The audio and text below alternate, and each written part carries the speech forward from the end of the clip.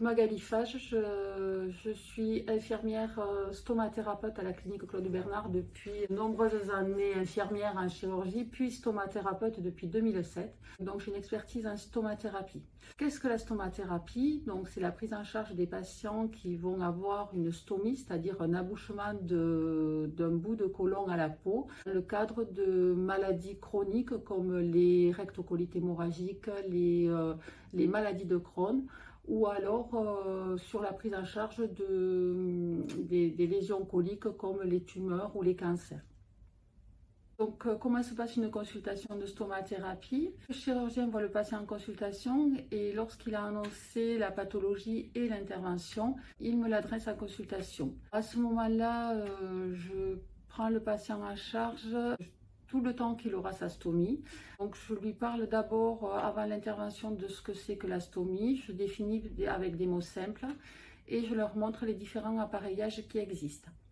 Bien entendu, nous abordons aussi le côté psychologique qui est un côté un petit peu difficile lorsqu'on est porteur de stomie. Je les suis pendant l'hospitalisation en éduquant le patient s'il est d'accord, bien entendu, pour changer son matériel, enfin son appareillage et sa poche.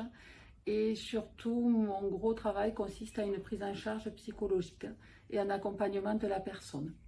Lorsque le patient sort, soit à domicile, soit en SSR, je le revois systématiquement au bout d'1 mois de la sortie pour évaluer l'état du patient et surtout le bon maintien des poches.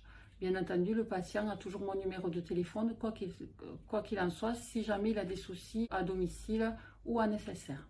Le suivi du patient peut durer de nombreuses années si le patient est stomisé, puisque j'ai encore des patients qui ont été stomisés depuis 10 ans qui viennent me voir. Voilà, donc ce matériel se trouve en pharmacie ou les prestataires peuvent les livrer à domicile. Vous pouvez faire votre spa, vous pouvez faire du sport, vous pouvez aller faire vos courses avec une stomie, on peut tout faire. Au niveau alimentaire, ben pareil, hein, on peut manger de tout.